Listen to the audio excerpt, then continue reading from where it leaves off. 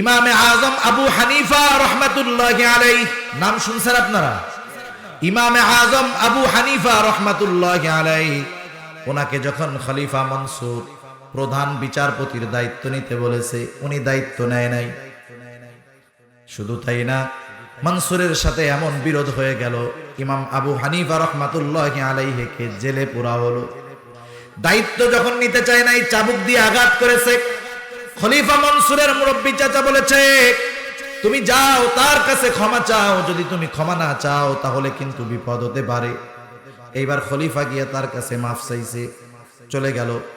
সে এইবার ইমাম আবু হানিফা রহমাতুল্লাহি আলাইহির জন্য 30,000 স্বর্ণের মুদ্রা হাদিয়া পাঠাইছে। যখন হাদিয়া নিয়ে আসছে, ইমাম আবু হানিফা রহমাতুল্লাহি আলাইহিকে বলা হলো, খলিফা আপনার জন্য হাদিয়া পাঠিয়েছে। তিনি বললেন, এটা ফিরায় নিয়ে যাও, আমি তার হাদিয়া নিব না। এইবার যাকে পাঠানো হলো সে বলতেছে, আপনি এই হাদিয়াটা রাখেন, নিজে ব্যবহার না করেন, মানুষকে হাদিয়া দিয়ে দেন, তাও খলিফা জানুক যে আপনি এটা গ্রহণ করেছেন। ইমাম আবু হানিফা বললেন, না, এই জন্যই তো আমি এটা গ্রহণ করব না, তুমি ফেরত নিয়ে যাও। খলিফার হাদিয়া ফেরত পাঠিয়ে দেওয়া হলো। প্রচন্ড রকমের রাগ হয়ে গেল খলিফা। ইমামে আজম আবু হানিফা রহমাতুল্লাহি আলাইহিকে জেলের মধ্যে আবদ্ধ করা হলো।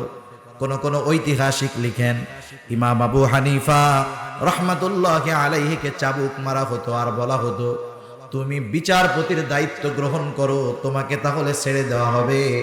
ইমামে আজম চাবুকের আঘাত খেয়েছেন, খাবারে বিষ মিশায় তাকে হত্যা করা হয়েছে, তবুও তিনি প্রধান বিচারপতির দায়িত্ব গ্রহণ করেন না। এত বড় সম্মানের দায়িত্ব কেন গ্রহণ করেন নাই? উনি কি অযোগ্য ছিলেন নাকি? জোরে বলেন, অযোগ্য ছিলেন? সর্বোচ্চ যোগ্য ব্যক্তি ছিলেন, কিন্তু কেন গ্রহণ করেন নাই? কারণ তিনি জানেন, এই দায়িত্ব গ্রহণ করার পরে এটা আমার কাছে আমানত। আমি যদি এমন কোন বিচার আমার কাছে আসে যেটার সাথে খলিফার কোন বিষয় সম্পৃক্ত আছে, না জানি আমি যদি এখানে কোনো পক্ষপাতিত্ব করে ফেলি, কিয়ামতের দিন আল্লাহ তাআলার কাছে খেয়ানতকারী হিসাবে আমাকে দাঁড়াতে হবে। সুবহানাল্লাহ। সেজন্য দায়িত্বটাও আমানত। আমরা অনেক সময় মনে করি যে উঁচু উঁচু পদে যারা আছে তারাই মনে হয় শুধু দায়িত্বের খেয়ানত করে। আমি কৃষি কাজ করি, আল্লাহর বান্দা, আমি খেয়ানত করি না, এটা কিন্তু অনেকে মনে করে। বিষয়টা কিন্তু এমন নয়। সমাজের ছোট ছোট দায়িত্ব যারা পেয়েছে তারাও তাদের দায়িত্বের খেয়ানত অ্যাভেলেবেল ভাবে করে। وبارك وسلم تسليما كثيرا كثيرا. أما بعد فأعوذ بالله من الشيطان الرجيم. بسم الله الرحمن الرحيم. وذكر فإن الذكرى تنفع المؤمنين. وقال رسول الله صلى الله عليه وسلم: 4 إذا كنا فيك فلا عليك ما فاتك من الدنيا: حفظ أمانة، والصدق حديث، وحسن خليقة، وعفة في طعمة، أو كما قال النبي صلى الله عليه وسلم. صدق الله العلي العظيم، وصدق رسوله النبي الكريم، ونحن على ذلك من الشاهدين والشاكرين، والحمد لله رب العالمين. سبحانك لا علم لنا إلا ما علمتنا، إنك أنت العليم الحكيم. হাকীম। আমরা মুহাব্বতের সাথে দুরূদ শরীফ পাঠ করি। আল্লাহুম্মা সাল্লি আলা মুহাম্মাদিন ওয়া আলা আলি মুহাম্মাদ কামা সাল্লাইতা আলা ইব্রাহিম ওয়া আলা আলি ইব্রাহিম ইন্নাকা হামিদুম মাজিদ। আল্লাহুম্মা বারিক আলা মুহাম্মাদিন ওয়া আলা আলি মুহাম্মাদ কামা বারাকতা আলা ইব্রাহিম ওয়া আলা আলি ইব্রাহিম ইন্নাকা হামিদুম মাজিদ। मुहम्मद ने आकर कुफर को मिटाया,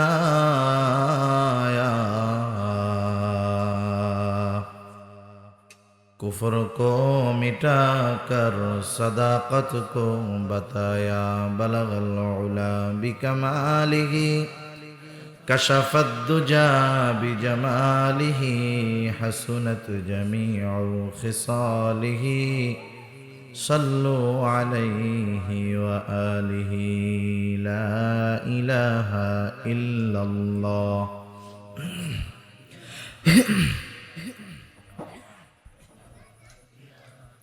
इल्लल्लाह ला इलाहा इल्लल्लाह। ला इलाहा इल्लल्लाह मुहम्मदुर रसूलुल्लाह सल्लल्लाहु अलैहि वसल्लम। আলহামদুলিল্লাহ। ঐতিহ্যবাহী গাজীপুর জেলার অন্তর্গত কাপাসিয়া থানাধীন নলগাঁও হাফিজিয়া মাদ্রাসা ও ইয়াতিমখানা এর হাফেজ ছাত্রদের পাগড়ি প্রদান উপলক্ষে ৪৪তম বার্ষিক ওয়াজ ও দোয়া মাহফিল। আজকের এই ওয়াজ ও দোয়া মাহফিলের সম্মানিত শ্রদ্ধেয় সভাপতি, আমন্ত্রিত প্রধান অতিথি, বিশেষ অতিথিবৃন্দ সহ সম্মানিত শ্রদ্ধেয় উলামায়ে কেরাম, সামনে উপস্থিত মুরব্বিয়ানে কেরাম, সমবয়সী যুবক বন্ধু, স্নেহের ছোট ভাই এবং পর্দার অন্তরালে অবস্থানরতা সম্মানিতা শ্রদ্ধেয় মা ও বোন, দয়াময় আল্লাহ রব্বুল আলামিনের দরবারে অগণিত শুকর যে মহান মালিক আমাদের হায়াতে বরকত দিয়ে সুস্থ রেখে তার মহান হুকুম এশার নামাজ আদায়ের পরে সম্মানিত অতিথি বৃন্দদের জবান থেকে খুব গুরুত্বপূর্ণ কথা, মাগরিবের আগেও ওলামা হজরতদের জবান থেকে বহুত গুরুত্বপূর্ণ কথা শ্রবণ করবার তৌফিক যে মহান মনিব দান করেছেন, সেই মহান মনিবকে খুশি করার জন্য মহব্বতের সাথে জবান খুলে অন্তর থেকে আমরা একবার কালিমাতুশ শুকর পাঠ করি। আলহামদুলিল্লাহ। অগণিত দুরুদ ও সালাম সৈয়দুল আম্বিয়া, আশরাফুল আম্বিয়া, খাতামুল আম্বিয়া, বিশ্বনবী, শেষ নবী, শ্রেষ্ঠ নবী মুহাম্মদুর রাসূলুল্লাহ সাল্লাল্লাহু আলাইহি ওয়াসাল্লামের প্রতি। সাউন্ড আরেকটু বাড়ান, একটু বাড়ানো, সুন্দর করে আওয়াজটা একটু ক্লিয়ার। অগণিত দুরুদ ও সালাম সৈয়দুল আম্বিয়া, আশরাফুল আম্বিয়া, খাতামুল আম্বিয়া মুহাম্মদুর রাসূলুল্লাহ সাল্লাল্লাহু আলাইহি ওয়াসাল্লামের উপর। আল্লাহ তাআলা আমাদেরকে এখানে আসার বসার তৌফিক দিয়েছেন, তাই আমরা আসতে পেরেছি। কি বলেন? আল্লাহ তাআলা যদি তৌফিক না দিতেন আমরা এখানে আসতে পারতাম না। হাদিসের ভাষায় এটা দুনিয়ার জান্নাতের বাগান। হযরত আনাস রাদিয়াল্লাহু তাআলা আনহু থেকে বর্ণিত, রাসূলুল্লাহ সাল্লাল্লাহু আলাইহি ওয়াসাল্লাম বলেন যে তোমরা যখন জান্নাতের বাগানের পাশ দিয়ে অতিক্রম করবা তখন তোমরা সেখান থেকে ফল সংগ্রহ করবা। সাহাবারা জিজ্ঞাসা করলো, ইয়া রাসূলুল্লাহ, দুনিয়াতে জান্নাতের বাগান, এটা আবার কোনটা? নবীজি সাল্লাল্লাহু আলাইহি ওয়াসাল্লাম বললেন, দুনিয়াতে জান্নাতের বাগান হলো জিকিরের মজলিস। সুবহানাল্লাহ। যদিও আপনারা শুনতেছেন এটা ওয়াজ মাহফিল, দোয়া মাহফিলের মজলিস, অনেক জায়গায় ওয়াজ মাহফিল, তাফসিরুল কোরআন মাহফিল, জলসা, ইসলামী জলসা, বার্ষিক সভা, বড় সভা, যে নামেই হোক না কেন এই মজলিসগুলায় জিকির হয় কার? আল্লাহ তাআলার জিকির হয়। এটা জিকিরের মজলিস, এটা দুনিয়ার জান্নাতের বাগান। আমরা যারা এখানে আসতে পারছি কমপক্ষে দুনিয়ার জান্নাতের বাসিন্দা হইতে পারছি, ঠিক কিনা? আশেপাশে যারা বিনা কারণে ঘোরাফেরা করতেছে, আমরা আল্লাহ তাআলার কাছে দোয়া করি আল্লাহ সুবহানাহু ওয়া তাআলা ওনাদেরকেও এখানে এসে বসার তৌফিক আল্লাহ তাআলা দান করুক। সবাই বলি আমিন। আমি আপনাদের খেদমতে পবিত্র কোরআনুল কারীমের একটা আয়াত ও রাসূল আকরাম সাল্লাল্লাহু আলাইহি ওয়াসাল্লামের অগণিত হাদিস থেকে একটা হাদিস পাঠ করেছি। উক্ত আয়াতে কারীমার মধ্যে আল্লাহ সুবহানাহু ওয়া তাআলা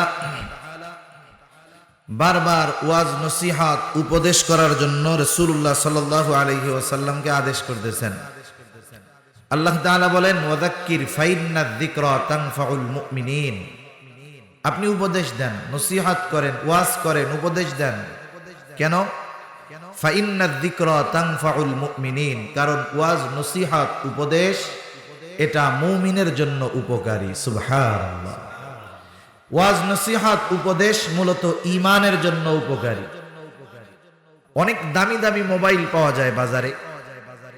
মোবাইল দামি হোক আর কম দামি হোক, বলেন তো ওই মোবাইলের মধ্যে যদি চার্জ না থাকে, ব্যাটারিতে যদি চার্জ না থাকে, কম দামি মোবাইলের যে অবস্থা দামিটারও সেই অবস্থা, ঠিক না?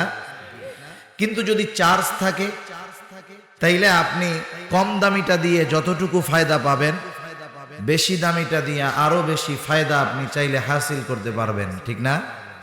তাহলে উপকৃত হওয়ার জন্য দরকার হলো চার্জ। আমার আগে সম্মানিত প্রধান অতিথি সাহেব এই কথাটা বলেছেন যে ওয়াজ নসিহতের দ্বারা আমাদের চার্জ হয়, আমলের স্পৃহা বাড়ে। আমরা যদি দিলের কান লাগিয়ে আমলের নিয়তে বলতে শুনতে পারি, তাহলে যে আলোচনাগুলো হবে এটার দ্বারা আমাদের ঈমানের উপকার হবে, আমল করতে সহজ হবে, ঠিক কিনা বলেন? এজন্য ওয়াজ নসিহত হলো মুমিনের ঈমানের জন্য উপকারী। নবীজি সাল্লাল্লাহু আলাইহি ওয়াসাল্লাম এজন্য ওয়াজ করেছেন। ভর মসজিদ সাহাবাদের সামনে নবীজি ওয়াজ করেছেন। আবার নবীজি তো কখনো এমনও হয়েছে সাথে মাত্র একজন শ্রোতার সামনেও নবীজি সাল্লাল্লাহু আলাইহি ওয়াসাল্লাম ওয়াজ করেছেন। আমাদের অনেক সময় অনুযোগ অভিযোগ থাকে যে মানুষজন কম হলে ওয়াজ উঠে না। কিন্তু বলেন তো, আসমানের নিচে জমিনের উপরে মুহাম্মাদুর রাসূলুল্লাহ সাল্লাল্লাহু আলাইহি ওয়াসাল্লামের চাইতে বড় ওয়াইজ আর কেউ ছিল? আছে? ভবিষ্যতে আসবে? কেউ আসবে না। নবীজি সাহাবাদেরকে ওয়াজ করেছেন একজন সাথে একজন। এরকম হাদিসের কিতাবের মধ্যে অনেক পাওয়া যায়। যেমন একটা শোনাই আপনাদের, হযরত আবু যর রাদিয়াল্লাহু তাআলা আনহু থেকে বর্ণিত। হযরত আবু যর রাদিয়াল্লাহু তাআলা আনহু বলেন, قال لي رسول الله صلى الله عليه وسلم, রাসূলুল্লাহ সাল্লাল্লাহু আলাইহি ওয়াসাল্লাম আমার জন্য বললেন তথা আমাকে বললেন। আল্লাহর রাসূল সাল্লাল্লাহু আলাইহি ওয়াসাল্লাম আমাকে বললেন, কি বললেন? ইয়া আবু যর, হে আবু যর, ইত্তাকিল্লাহা হাইথুমা কুনতা। ও আবু যর, তুমি যেখানেই থাকো না কেন সর্ব অবস্থায় আল্লাহ তাআলাকে ভয় করবা। 2 নম্বর নবীজি বলেন, ওয়াতবি'is সাইয়্যাতাল হাসানাতা তামহুহা। ও আবু যর, তোমার দ্বারা যদি কখনো মন্দ কাজ হয়ে যায় তুমি ভালো কাজ করবা, কারণ ভালো কাজ মন্দ কাজটাকে মিটায়া দেয়। আল্লাহ রাব্বুল আলামিন বলেন, ইন্নাল হাসানাতি ইউযহিবানাস সাইয়্যাত। ভালোটা মন্দটাকে মুছে দেয়, মন্দটাকে মিটায়া দেয়। ও আবু যর, তুমি ভালো কাজ করবা যদি তোমার দ্বারা কখনো মন্দ কাজ হয়ে যায়। এরপরে নবীজি বললেন, ওয়া খালিকিন নাসা বিখুলুকিন হাসানিন। আবু যর, তুমি মানুষের সাথে সদাচরণ করবা, উত্তম ব্যবহার করবা। এই হাদিসে নবীজি সাল্লাল্লাহু আলাইহি ওয়াসাল্লাম গুরুত্বপূর্ণ 3টা উপদেশ আবু যর রাদিয়াল্লাহু তাআলা আনহুকে দিয়েছেন। যদিও উপদেশ মাত্র 3টা, কিন্তু উলামায়ে কেরাম বুজুর্গানে দিন বলেন এই 3টা উপদেশের মধ্যে একটা মানুষের গোটা জিন্দেগির আমল নিহিত রয়েছে। এইরকম গুরুত্বপূর্ণ নসিহত নবীজি সাল্লাল্লাহু আলাইহি ওয়াসাল্লাম মাত্র একজনের সামনে করছেন। রাসূলুল্লাহ সাল্লাল্লাহু আলাইহি ওয়াসাল্লামের ওই নসিহত মাখা একটা হাদিস আমি আপনাদের খেদমতে পাঠ করেছি। আল্লাহর রাসূল সাল্লাল্লাহু আলাইহি ওয়াসাল্লাম ওই হাদিসের মধ্যে আমাদেরকে 4টি গুণে গুণান্বিত হতে বলেছেন। কয়টি গুণে? একটু জবান খুলে বলেন না, কয়টা গুণে? আল্লাহর নবী এই 4টি গুণে আমাদেরকে গুণান্বিত হতে বলেছেন। লাভ কি এই 4 গুণে যদি আমরা গুণান্বিত হই? আজকে দেখেন তামাম দুনিয়ার মধ্যে, বাংলাদেশ সহ তামাম দুনিয়ার মধ্যে আগামীতে দুর্ভিক্ষের একটা খবর বারবার আমাদের কানের মধ্যে দেওয়া হচ্ছে, ঠিক না? আমরা শুনতে পারতেছি সারা পৃথিবী খাদ্য অভাবে ভুগতে পারে, দুর্ভিক্ষ আসতে পারে। দুর্ভিক্ষ আমি আমার বয়সে দেখি নাই, কিন্তু যারা দেখছেন এরা জানে যে মানুষ যখন দুর্ভিক্ষে পতিত হয় কতটা কষ্ট তাদের হয়। স্বয়ং মাননীয় প্রধানমন্ত্রী পর্যন্ত আমাদেরকে বারবার সতর্ক করতেছেন, একটা খালি জায়গাও জানি পড়ে না থাকে, একটা চারা গাছ যে কোনো কিছু লাগানো হোক জানি পড়ে না থাকে, দুর্ভিক্ষর সম্ভাবনা আছে। এখন আমরা চিন্তিত এই দুর্ভিক্ষ থেকে কিভাবে বাঁচা যায়, টেনশনের মধ্যে আছি। এই হাদিসখানা, যেই হাদিসখানা আমি আপনাদের খেদমতে পাঠ করেছি, ওই হাদিসের উপরে আমরা যদি পরিপূর্ণভাবে আমল করতে পারি, আশা করা যায় দুনিয়ার দুর্ভিক্ষ নয়, যত প্রয়োজন আছে সব প্রয়োজন মেটানোর ব্যবস্থা করবে আল্লাহ। সব প্রয়োজন মেটানোর ব্যবস্থা আল্লাহ তাআলা করে দিবেন। রাসূলুল্লাহ সাল্লাল্লাহু আলাইহি ওয়াসাল্লাম বলেন, আরবাউন ইযা কুন্না ফীকা ফালা আলাইকা মা ফাতাকা মিনাদ দুনিয়া। নবীজি সাল্লাল্লাহু আলাইহি ওয়াসাল্লাম বলেন 4টি জিনিস ইযা কুন্না ফীকা, যখন তোমার মধ্যে থাকবে। কয়টা জিনিস? একটু জবান খুলে বলেন, কয়টা জিনিস? আল্লাহর নবী বলেন 4টা জিনিস যখন তোমার মধ্যে থাকবে, ফালা আলাইকা, তোমার আর কোনো কিছু নাই।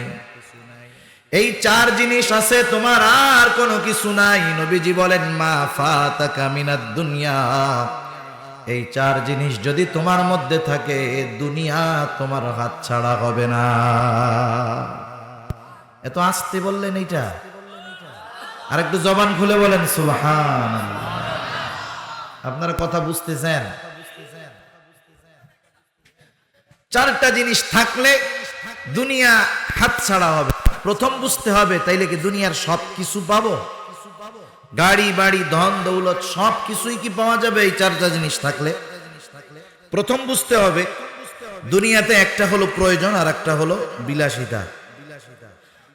আমরা খাবার কেন খাই? ক্ষুধা নিবারণের জন্য। খাবার কেন খাই? ক্ষুধা নিবারণের জন্য, ক্ষুধা দূর করার জন্য।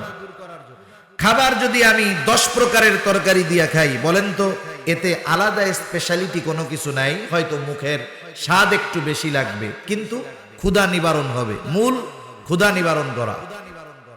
আমি যদি 1 প্রকার তরকারি দিয়ে খাই, আলু ভর্তা ডাউল দিয়ে খাই, তাও নাই, মরিচ দিয়ে আর লবণ দিয়ে পেঁয়াজ দিয়ে খাই, ক্ষুধা দূর হবে?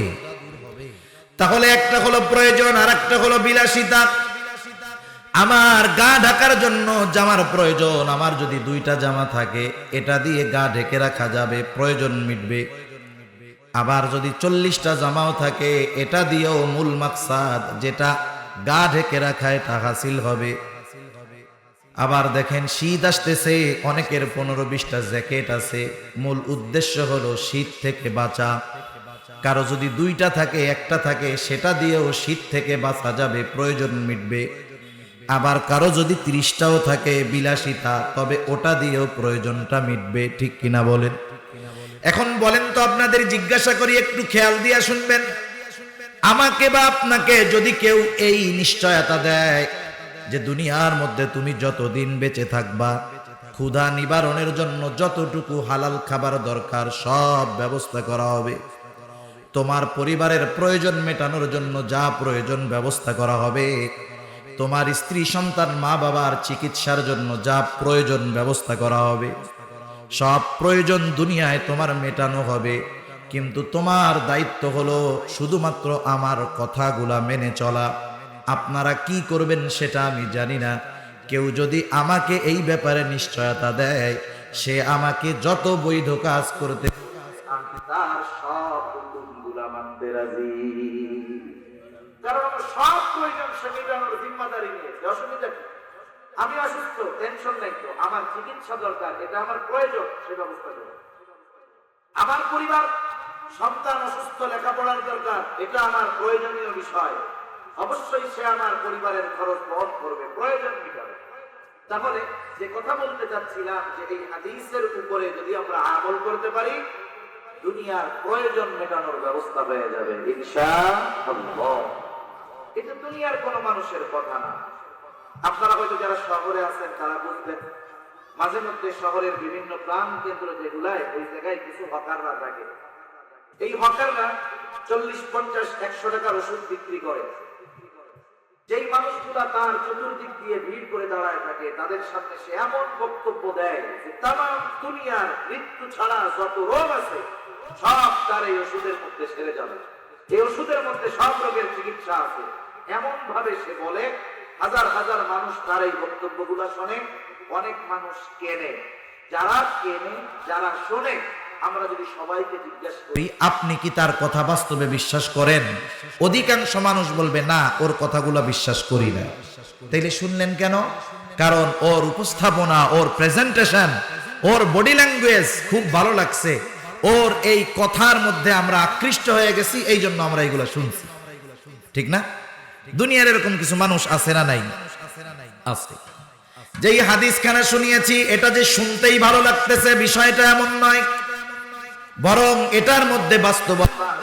কারণ এই হাদিস যার জবান দিয়ে বের হয়েছে, তিনি গোটা জিন্দেগিতে একটাও মিথ্যা কথা বলেন না।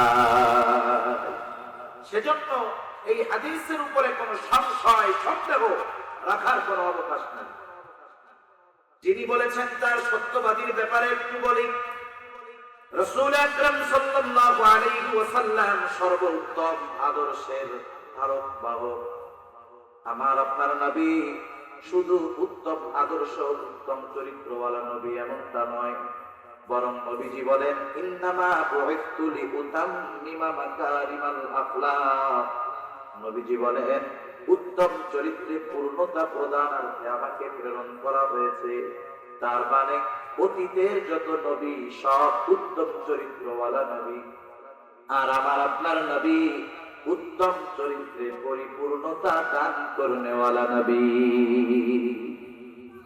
উত্তম চরিত্র যার মাধ্যমে পরিপূর্ণতা লাভ করেছে, এই নবী আমার আপনার নবী। ওনার উত্তম চারিত্রিক গুণাবলীর মধ্যে অন্যতম একটি হলো সত্যবাদিতা। নবীজির সত্যবাদিতা কেমন ছিল বিষয়টা এমন নয়। আমাদের মাঝে অনেক মানুষ আছে, তার জীবনের বড় একটা সময় পাপে কেটে গেছে, গুনাহে কেটে গেছে। 35-40 বছর বয়স, সে গুনার সাথে খাইতো। আল্লাহ তাআলা তার নসিবে হেদায়েত লিখে রাখছেন, দাওয়াত তাবলীগের মেহনতে গিয়ে ভালো হয়ে গেছে, হক্কানি পীরের কাছে গিয়ে ভালো হয়ে গেছে। বলেন তো আমাদের সমাজে এমন লোক আছে না নাই? তার মানে তার জীবনের একটা অংশে সে খুব গুনার কাজ করেছে, মিথ্যা বলেছে, কিন্তু সে তওবা করার পর এখন আর মিথ্যা বলে না, অসত্য বলে না, ভালো হয়ে গেছে। লোকটা আগে খারাপ ছিল তওবার আগে, তওবার পরে ভালো হয়ে গেছে। আমার আপনার নবীজির বিষয়টা এমন নয় যে তার সত্যবাদিতার এই গুণ নবুয়তের পরে ছিল, আগে ছিল না, এমনটা নয়। বরং আমার আপনার নবীর সত্যবাদিতার গুণ নবুয়তের বহু আগে থেকেই ছিল। শুধু তাই না, মক্কার মুশরিক কাফেরেরা আমার আপনার নবীজির উপাধি দিয়েছিল আল আমিন সাদিক। আল আমিন বিশ্বস্ত, আমানতদার, সাদিক, সত্যবাদী। রাসূল আকরাম সাল্লাল্লাহু আলাইহি ওয়াসাল্লামের চারিত্রিক বৈশিষ্ট্য এত সুন্দর ছিল যে মক্কার কাফেরেরা আমার আপনার নবীর চারিত্রিক বিষয়ে কখনো কোনো অপবাদ দেওয়ার দুঃসাহস তারা করে নাই। হযরত মুসা আলাইহিস সালাম জলিলুল কদর পয়গম্বর, যখন কারুন অনেক সম্পদের মালিক হলো, মুসা আলাইহিস সালাম কারুনকে যাকাত দিতে বলেছে। কারুন যাকাত দিবে না, বরং মুসা আলাইহিস সালামকে কেমনে সমাজের মানুষের সামনে অপমান অপদস্থ করা যায়, এই প্রচেষ্টা করতে গিয়ে অপচেষ্টা করতে গিয়ে সে একজন দুশ্চরিত্রা মহিলাকে ভাড়া করছে যে তুমি মানুষের সামনে দাঁড়িয়ে মুসার বিরুদ্ধে জিনার অপবাদ দিবা। নাউজুবিল্লাহ। মহিলা দিতে পারে নাই, সেটা পরের হিসাব, কিন্তু এই দুঃসাহস কারুন করেছে, মুসা আলাইহিস সালামের দুশমন।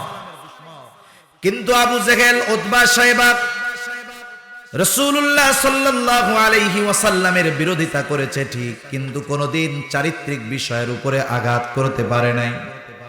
মক্কার কোন কাফের কথা বলতে পারে না যে মুহাম্মদ আমাদের সাথে জীবনে একটা মিথ্যা কথা বলেছে, এ কথা মক্কার কোন কাফের বলতে পারে নাই।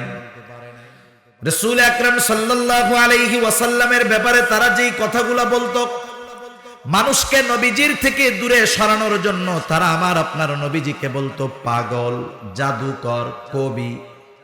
পাগল, জাদুকর, কবি, এই কথাগুলা বলে মানুষকে আমার আপনার নবী থেকে তারা দূরে সরায় রাখতে চাইতো।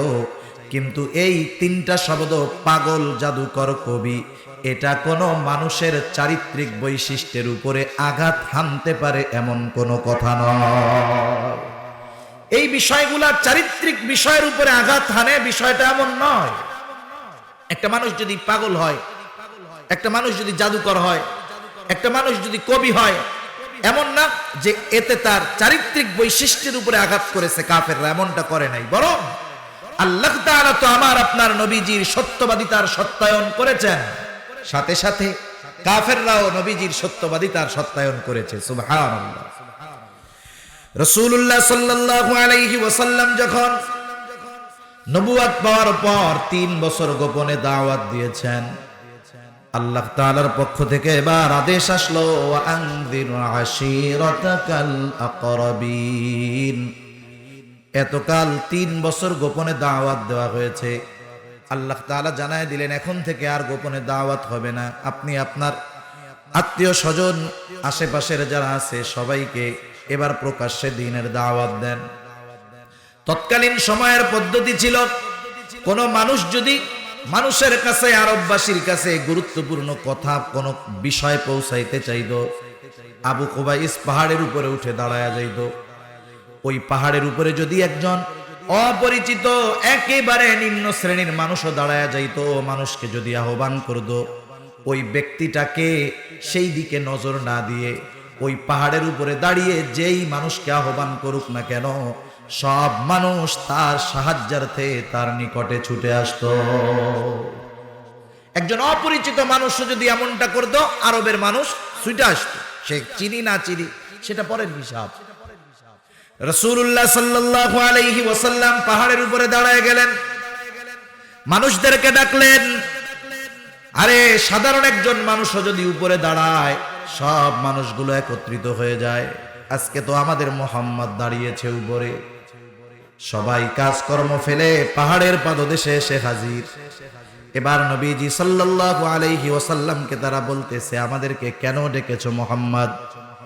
নবীজি বললেন, শোনো, আমি যদি তোমাদেরকে এই কথা বলি যে পাহাড়ের অপর প্রান্তে, পাহাড়ের পাদদেশে একদল সৈন্য তোমাদেরকে আক্রমণ করার জন্য অপেক্ষা করতেছে, তোমরা কি আমার কথা বিশ্বাস করবা নাকি?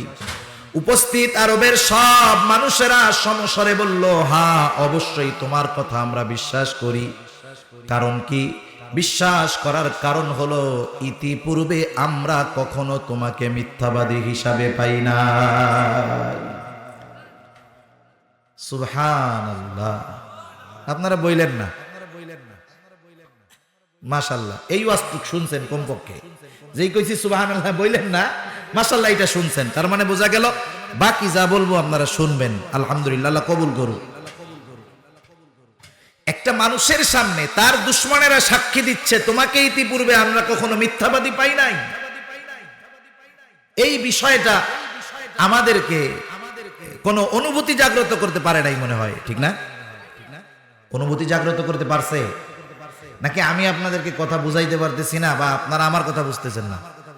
কোনো সমস্যা বুঝতেছেন? তাহলে একটু কথাবার্তা আওয়াজ না দিলে বোঝা যায় নাকি?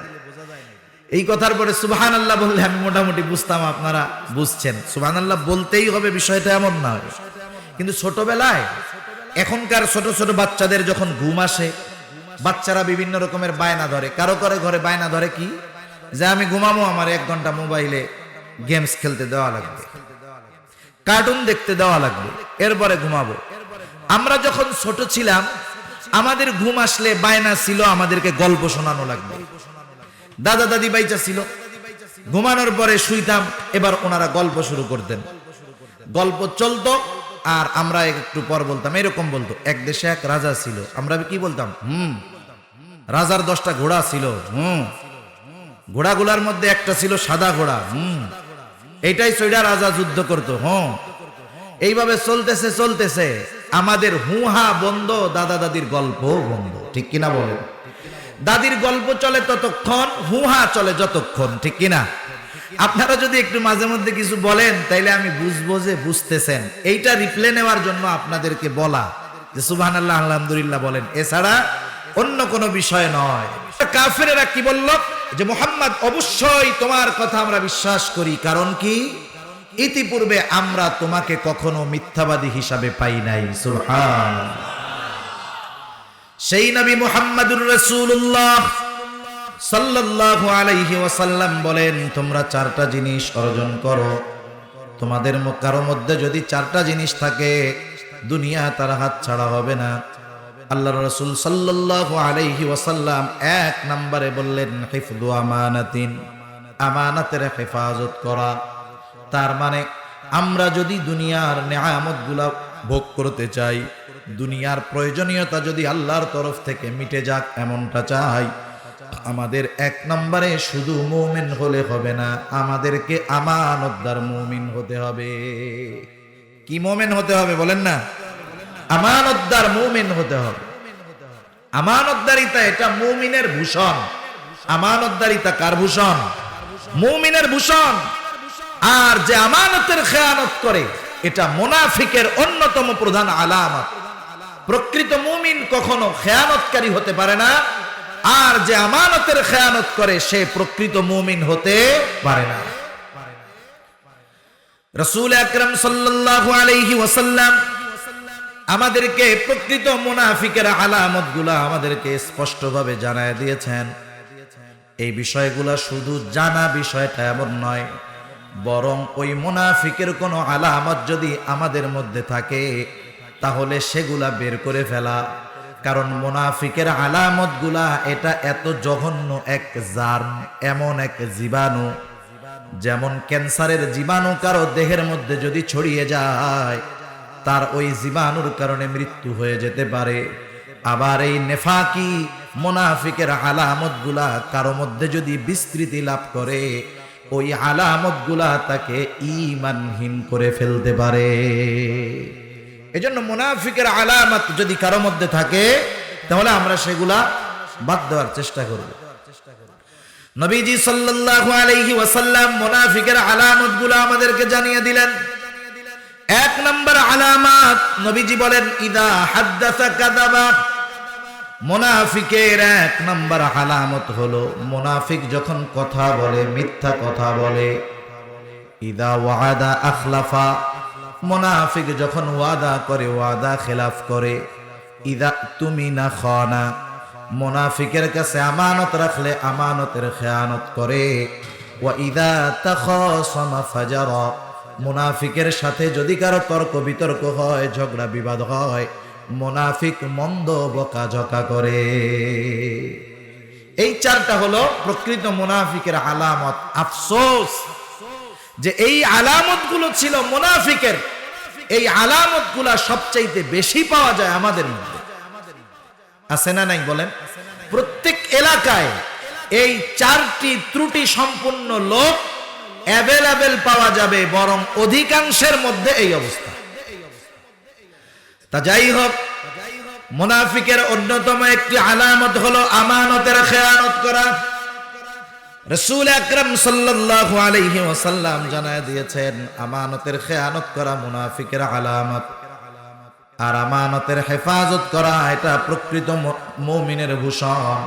শুধু তাই না, নবীজি সাল্লাল্লাহু আলাইহি ওয়াসাল্লাম আমানতের হেফাজত তথা আমানতদারিতাকে ঈমানের সাথে সম্পৃক্ত করেছে। এমনটা নয় যে এই বিষয়টা আমলের সাথে শুধু সম্পৃক্ত, বরং আমানতদারিতার সম্পর্ক কিসের সাথে বলেন না? ঈমানের সাথে। কারো মধ্যে যদি আমানতদারিতার কমতি থাকে, তার ঈমানের মধ্যে ত্রুটি থেকে যায়। আর ঈমানে যদি ত্রুটি থাকে, আমলগুলা আল্লাহর দরবারে কবুল হয় না। এজন্য নবীজি বলেন, আখলিস দীনাকা ইয়াকফিকাল আমালুল কলিল। তোমার ঈমান খাঁটি করো, অল্প আমল নাজাতের জন্য যথেষ্ট হবে। ঈমান যদি খাঁটি হয়, আমল যতটুকু করা হয় ততটুকুই থেকে যায়। মনে করেন দুইজন মানুষ দুইটা বালতি নিয়ে গেছে পানি সংরক্ষণ করার জন্য। এশার নামাজের পর নদীর থেকে বা টিউবওয়েল থেকে দুজনে পানি আনলো। একজন আনছে আধা বালতি, আরেকজনের বালতিও কিন্তু একই সাইজের, সে এনেছে একেবারে পূর্ণ ভরা বালতি। এশার নামাজের পর দুইজন বালতিটা রেখে দিয়েছে, সকালবেলায় এই বালতির পানি দিয়ে তারা তাদের প্রয়োজন মিটাবে। যিনি আধা বালতি এনেছেন তার বালতির মধ্যে কোনো ছিদ্র নাই, কিন্তু যিনি পরিপূর্ণ বালতি পানি এনেছেন ছোট্ট একটা ছিদ্র বালতির তলার মধ্যে আছে। বলেন তো, যেই লোকটা বেশি পানি আনলো, এই লোকটা যদি ৮-৯ ঘন্টা পর ফজরের সময় বালতি থেকে পানি নিতে যায়, তার বালতিতে পানি যাবে নাকি? পাওয়া যাবে নাকি? পাওয়া না যাওয়ার কারণ হলো পানি ঠিকই ভরপুর এনেছে, কিন্তু বালতিতে ছিদ্র আছে। আর এক আল্লাহর বান্দা পানি এনেছে, বালতিতে ছিদ্র নাই, পানি কম আনছে, যতটুকু আনছে ততটুকুই আছে। বালতির ত্রুটির কারণে যেমন পানি ভরপুর রাখলেও পানি থাকে না, ঈমানে যদি ত্রুটি থেকে যায়, আমল করলেও আমল থাকে না। সেজন্য নবীজি বলেন, ঈমান খাঁটি করো, ত্রুটি মুক্ত করো, অল্প আমল নাজাতের জন্য যথেষ্ট হবে। কারণ আমল যতটুকু করা হবে ততটুকুই থেকে যাবে। সুবহানাল্লাহ। এখন এই ঈমানকে যদি পরিপূর্ণ করতে হয়, যেই বিষয়গুলো প্রয়োজন, এর মধ্যে অন্যতম একটি হলো আমানতদারিতা। সেজন্য নবীজি বলেন, লা ঈমানা লিমান লা আমানাতা লাহ। যার মধ্যে আমানতদারিতা নাই, তার ঈমান নাই। একটু খেয়াল দিয়ে শুনেন, কত গুরুত্বপূর্ণ বিষয়। নবীজি বলেন, যার মধ্যে আমানতদারিতা নাই, তার ঈমান নাই। আল্লাহ আমাদের সবাইকে আমানতদার হওয়ার তৌফিক দান করুক, সবাই বলি আমিন। এখন আমানত কি জিনিস, আমানতদারিতা কোন জায়গায় কোথায়, আমরা অনেক নামাজি মানুষ, দিনদার মানুষও জানি না। আমরা মনে করি আমানতের সম্পৃক্ততা শুধুমাত্র সম্পদের সাথে। আমার কাছে কেউ কোনো সম্পদ রাখলো, আমি যথাসময়ে ওই সম্পদ তার মালিককে ফিরাইয়া দিলাম, আমি মনে হয় বড় আমানতদার। মানুষও আমাকে ভাবে, হুজুর বড় ভালো একজন আমানতদার মানুষ, টাকা পয়সা সম্পদ রাখলে যথাসময়ে ফিরাইয়া দেয়। আমানতদারিতার বিষয় এতটুকুর মধ্যে সীমাবদ্ধ নয়, বরং আমানতদারিতা আরো ব্যাপক এক জিনিস। যতটুকু আমরা জানি, আমরা ততটুকুও মানি না। যতটুকু জানি ততটুকু আমরা মানি না। আমাদের সমাজে অনেক মানুষ আছে, তার কাছে অন্যের সম্পদ গচ্ছিত আছে, রক্ষিত আছে, কিন্তু সে তার সম্পদগুলা ফেরত দেয় না, ভোগ করে, নিজের নামে লেখায় নেয়। বলেন এমন মানুষ আছে না নাই? বাহিরের বিষয় বাদ দেন, পরিবারের মধ্যে এই ধরনের সমস্যার অভাব নাই। যেমন মনে করেন বাবা মারা গেল, বাবার সম্পদের মধ্যে ছেলের যেমন হক, মেয়েরও তেমন হক আছে। এই বন্টনটা দুনিয়ার কেউ করেন নাই, এই সম্পদের বন্টন করেছেন যিনি, তিনি কে? আল্লাহ তাআলা বন্টন করে দিয়েছেন। আল্লাহ তাআলা বলেন, ইউসিকুমুল্লাহু ফি আওলাদিকুম লিযযাকারি মিসলু হাযযিল উনসায়াইন। একটা ছেলে দুইটা মেয়ের সমপরিমাণ সম্পদ পাবে, এই বন্টনটা কার বলেন না? আল্লাহ তাআলা। সুতরাং অনেক মানুষ বুঝে না, অনেকে বুঝাও এটা করে। তারা বলতে চায় যে সমান অধিকারের কথা, নারী যতটুকু পাবে পুরুষও ততটুকু পাবে। অনেকে তো এ কথা বলতে গিয়ে আল্লাহ তাআলাকে জালেম বলে বসে, নাউযুবিল্লাহ। আল্লাহ তাআলা এখানে সমান দেন নাই, ঠিক ইনসাফ রক্ষা করেছেন। কি রক্ষা করেছেন বলেন? ইনসাফ যেখানে, শান্তি সেখানে। সমান হলেই যে শান্তি হয় বিষয়টা এমন না। আল্লাহ তাআলার বন্টন রীতির মধ্যে ইনসাফ আছে। মনে করেন আপনাকে কেউ বিবাহের দাওয়াত দিয়েছে। এখন তো এমন এক জামানা, মানুষ আগের জামানায় বিবাহের দাওয়াত না দিলে কষ্ট পাইত, আত্মীয় স্বজন দাওয়াত দেয় নাই, বন্ধু দাওয়াত দেয় নাই, কষ্ট পাইতো যে আমারে দাওয়াত না দিয়া মেয়ের বিবাহ দিয়ে দিল, ছেলের বিবাহ দিয়ে দিল, 2-4-10 বছর ওর লগে, এই জন্য রাগ হইয়াই কথা কইতো না। আছে না এরকম অনেক মুরব্বী? আগের জামানায় দাওয়াত না দিলে রাগ হইতো, এখন দাওয়াত দিলে টেনশনে পড়ে যায়। কেন পড়ে যায় জানেন? আপনি যদি দাওয়াত খাইয়া টাকা পয়সা না দেন, আপনার 14 গোষ্ঠী উদ্ধার হয়ে যাবে, মান সম্মান শেষ। এখন আপনি চিন্তা করতেছেন দাওয়াত খাইয়া 5,000 টাকার কম তো দেওয়া যায় না, আর একা গিয়ে কি 5,000 টাকার খাবার খাওয়া যায়? আপনি নাতি পুতি যা আছে 1-2 বছরের সবগুলা নিয়ে এক টেবিল দখল দিয়েছেন, এক টেবিল দখল দিয়ে বসছেন, একবারে 2 বছর 3 বছর 4 বছর 5 বছর সবাই আছে।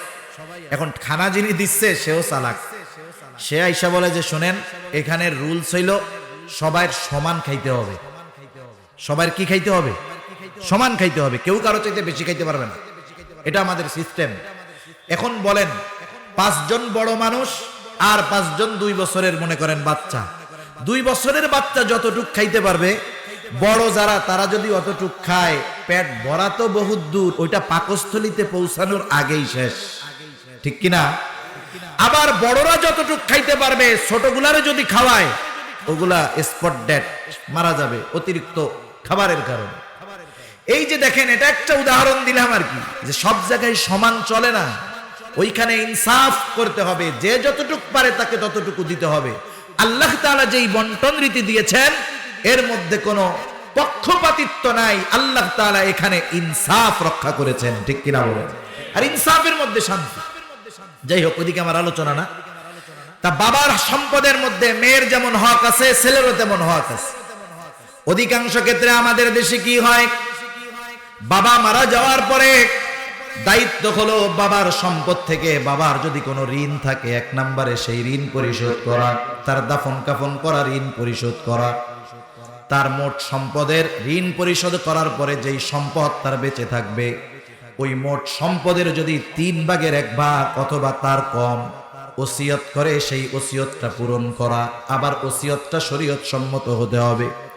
বাপ যদি কয়া যায় আমি মারা যাওয়ার পরে ওই জায়গায় একটা ক্লাব হবে, ওই জায়গায় আমার সম্পদের 3 ভাগের 1 ভাগ দিয়ে দিও, ওই জায়গায় নাচ গান হবে, এই ওসিয়ত পূরণ করা যাবে না। ওসিয়ত যদি বৈধ হয়, বাবার ঋণ শোধ করার পর বাবার সমুদয় সম্পত্তির 3 ভাগের 1 ভাগের পরিমাণ যদি তার ওসিয়ত হয়, বৈধ ওসিয়তটা পূরণ করতে হবে। এরপরে যেই সম্পদ অবশিষ্ট থাকবে, পরিবারের যেই প্রধান বড় ভাই, তার দায়িত্ব হলো অবশিষ্ট সম্পদগুলা যথাযথভাবে প্রত্যেকটা ওয়ারিশকে বুঝাইয়া দেওয়া। কিন্তু আমাদের দেশে অধিকাংশ ক্ষেত্রে বিষয়টা এমন হয়, 2টা বোন 1টা ভাই, 2 বোনের বিবাহ হয়ে গেছে, শ্বশুর বাড়িতে আছে, ভালোই আছে, বাবার সম্পদগুলা বন্টন করে না, বছরের পর বছর নিজে একা খায়। বোন ভাগনা ভাগ্নি আসে, আদর করে, সমাদর করে, বছরে 1 বার আসে, ব্যাগ বইরা ফল দিয়ে দেয়, আম দিয়ে দেয়, কাঁঠাল দিয়ে দেয়। 10-15 বছর পার হয়ে গেল, হঠাৎ একদিন 2 বোন এসে ভাইকে বলে, ও ভাই 12টা বছর বাবার সম্পদ তুমি একা খেয়েছো, দোকান ভাড়া খেয়েছো, জমিনের ফসল খেয়েছো, গাছের ফল ফলাদি খেয়েছো, কোনো আপত্তি নাই, দাবি নাই, কিন্তু এখন আমাদেরকে আমাদের সম্পদগুলা বুঝায় দাও, এটা আমাদের প্রয়োজন। আর যদি সম্পদগুলা রাখতে চাও উপযুক্ত মূল্য দিয়ে আমাদের কাছ থেকে লিখে নাও।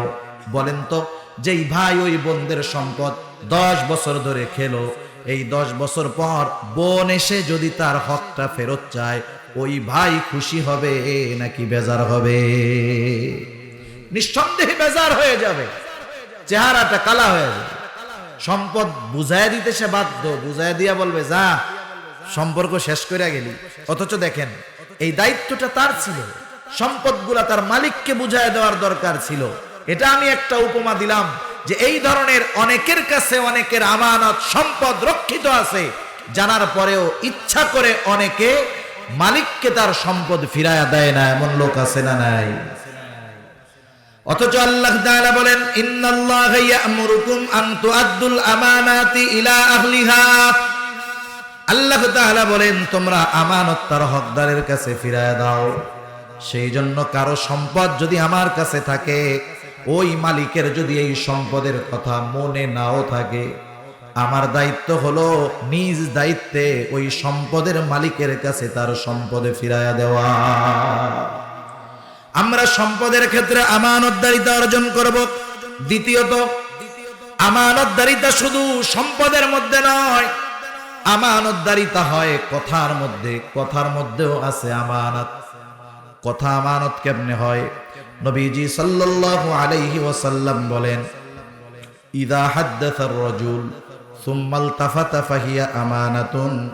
নবীজি বলেন, যখন কেউ কথা বলে আর এদিকে সেদিকে তাকায়, নবীজি বলেন ফাহিয়া আমানাতুন, ওই কথাটাও আমানত হয়ে যায়। কেউ যদি আমার আপনার কাছে এসে কোনো কথা বলে আর এদিকে সেদিকে তাকায়, তার বলার দরকার নাই যে এই কথাটা আপনার কাছে আমানত, বরং তার অঙ্গ ভঙ্গিমা এ কথা আমাকে বুঝায় যে সে যেই কথাটা এখন আমার কাছে বলতেছে এই কথাটা আমানত। এটা অন্য কারো কাছে যদি বলা হয় তাহলে খেয়ানত হয়ে যাবে। কিন্তু আমাদের খাসলাত কি? আমাদের খাসলাত হইল, কোনো আল্লাহর বান্দা যদি কোনো কথা আমার কাছে বলার পরে বলে, হুজুর আপনারে বললাম, আপনি আর কারো কাছে বললেন না, আমার পেটের মধ্যে একটা রোগ সৃষ্টি হয়ে যায়, ওই কথা আমি আর হজম করতে পারি না, যতক্ষণ না আর একজনকে না বলি ততক্ষণ আমার আর ভালো লাগে না। আমি কাছের একজনকে ডাক দিয়া বলি, এই অমুকে আমার কাছে এই কথাটা বলছে, আমি তোমাকে বললাম, তুমি আর কাউরে কইও না। ও কি করবে? আমার রোগ আমি ওর পেটে দিলাম, ও আর একজনকে বলে, দেখ হুজুর আমারে খুব বিশ্বাস করে, এই কথাটা আমাকে বলছে, আর কাউকে বলতে মানা করছে, আমি তোকে বললাম তুই কাউরে কইস না। এরকম বলতে বলতে সকাল থেকে দুপুর না হতেই এই কথাটা 100 জনের কানে পৌঁছায় যায়। হয় কি হয় না বলেন? যে যারে বলে শুধু বলে, তোমাকে বললাম, তুমি আর কাউকে বইলো না। এখন দেখেন, এখানে নেফাকি তো একটা হয় নাই, শত শত নেফাকি হয়ে গেছে। আমার পরে 100 জনের কানে কথাটা পৌঁছায় গেছে। হয়তো ওই কথাটার মধ্যে আমার কাছে যিনি বলেছিলেন তার সম্মান নিহিত ছিল, 100 জনের কাছে তার সম্মান নষ্ট হয়ে গেছে, আমি কথার খেয়ানতকারী হয়ে গেলাম। সেজন্য কথাটাও হয় আমানত। কোন কথা আমানত কারো কাছে বলা যাবে না, এটাও কিন্তু আমাকে অনুধাবন করতে হবে, বুঝতে হবে। একটা মানুষকে কোনো কথা বলার পর সাধারণভাবে একজন সাধারণ বোধ সম্পন্ন মানুষ এমনিতেই বুঝতে পারে এই কথাটা গোপন করার দরকার নাকি এই কথাটা বলে দেওয়ার দরকার। মনে করেন আপনি এই হাদিসটা শুনে বাড়িতে গেলেন, আগামী দিন রাতের বেলায় একজন চোর আইসা আপনারে বলতেছে, বলার আগে ডানে বামে তাকাইলো, তাকায় বলতেছে, চাচা আজকে রাত্রে আমি ওই বাড়িতে চুরি করব। এখন আপনি চিন্তা করলেন কি, হুজুর তো কইছে ইদা হাদ্দাসার রাজুল সুম্মা ইলতাফাতা ফাহিয়া আমানাতুন, যখন কোনো লোক কথা বলে আর এদিকে সেদিকে তাকায় ওই কথা আমানত। এই বেটাও তো আমার কাছে ডানে বামে তাকাইয়া বললো যে আমি ওর বাড়িতে চুরি করব, তাহলে এই কথাটা তো আমানত। এখন আমি যদি বাড়িওয়ালারে বইলা দেই তাহলে খেয়ানত হবে, আবার যদি না বলি তার বাড়ি চুরি হয়ে যাবে। কথা বুঝেন নাই? বিষয়টা এমন নয়, বরং আমাকে আপনাকে কেউ কোনো কথা বলার পরে একজন সাধারণ বোধসম্পন্ন মানুষও বুঝতে পারে এই কথাটা গোপন রাখার দ্বারা ওনার সম্মান, ইজ্জত, জান মালের ফায়দা হবে। এটা একজন মানুষ সাধারণ বুঝতে পারে যে কোন কথাটা গোপন করার দরকার, আর কোন কথাটা সে যদি কাউকে বলতে মানাও করে বলে দেওয়ার দরকার, এটা একজন সাধারণ বোধসম্পন্ন মানুষ বুঝতে পারে। যাই হোক, আর লম্বা নয়, কথাও হয় আমানত। 3 নাম্বার, দায়িত্ব হয় আমানত। প্রত্যেকটা দায়িত্ব আমানত। রাসূলুল্লাহ সাল্লাল্লাহু আলাইহি ওয়াসাল্লাম বলেন, আবু দাউদের হাদিস, নবীজি বলেন, আমাদের কাউকে যখন কোনো সরকারি দায়িত্ব দেওয়া হয়, কেউ যদি ওই দায়িত্বের সুচ পরিমাণ খেয়ানত করে, কিয়ামতের দিন সে খেয়ানতের বোঝা নিয়ে উপস্থিত হবে। এটা শুধু সরকারি দায়িত্বের ক্ষেত্রে নয়, সব জায়গায়। আল্লাহ রাসূল সাল্লাল্লাহু আলাইহি ওয়াসাল্লাম জিজ্ঞাসা করা হচ্ছে, বুখারীর হাদিস, যে কিয়ামত কখন হবে? নবীজি সাল্লাল্লাহু আলাইহি ওয়াসাল্লাম বললেন, যখন আমানতের খেয়ানত করা হবে। তখন কিয়ামত হবে। তার মানে আমানতের খেয়ানত করা এটা অন্যতম কিয়ামতের অন্যতম একটি আলামত। দেখুন, একটা সময় কিন্তু মানুষ দায়িত্ব নিতে চাইতো না, একটা সময় ছিল মানুষ দায়িত্ব নিতে ভয় পাইতো, কিন্তু এখন এমন এক জামানায় আমরা আছি, অনেক ক্ষেত্রে আমরা প্রতিযোগিতা দিয়ে দায়িত্ব নিতে যাই। কেউ যদি কোনো দায়িত্ব গ্রহণ করার জন্য আকাঙ্ক্ষা পোষণ করে, এর মধ্যে যদি সে এই নিয়ত করে যে হ্যাঁ আমি এইখানে আমানতদারিতার সাথে এই দায়িত্ব পালন করতে পারবো, আশেপাশের যারা এই দায়িত্ব চাচ্ছে তারা কেউ যোগ্য নয়, আমি যোগ্য, কিন্তু আমার কোনো লাইন নাই, আমি নিজে বললাম যে আমার এই দায়িত্বটা দেন, ইনশাল্লাহ আমি আমানতদারিতার সাথে পালন করতে পারবো, অসুবিধা নেই, ভালো বিষয়। কারণ বর্তমান জামানায় অধিকাংশ মানুষদেরকে আমরা দায়িত্বগুলা দিয়েই অবশ্যই জেনে শুনে যে তারা এই দায়িত্ব যথাযথভাবে পালন করবে না। অনেক ক্ষেত্রে এমন হয় কি হয় না বলেন না? অবশ্যই হয়। অথচ দেখেন, অতীতের মানুষ দায়িত্ব নিতে চাইতো না, সাউন্ড সিস্টেম তো সুবিধা না, আবার আওয়াজ নষ্ট হয়ে যায় কেন বারবার? এমনি কথা বলতে কিন্তু কষ্ট হইতেছে খুব।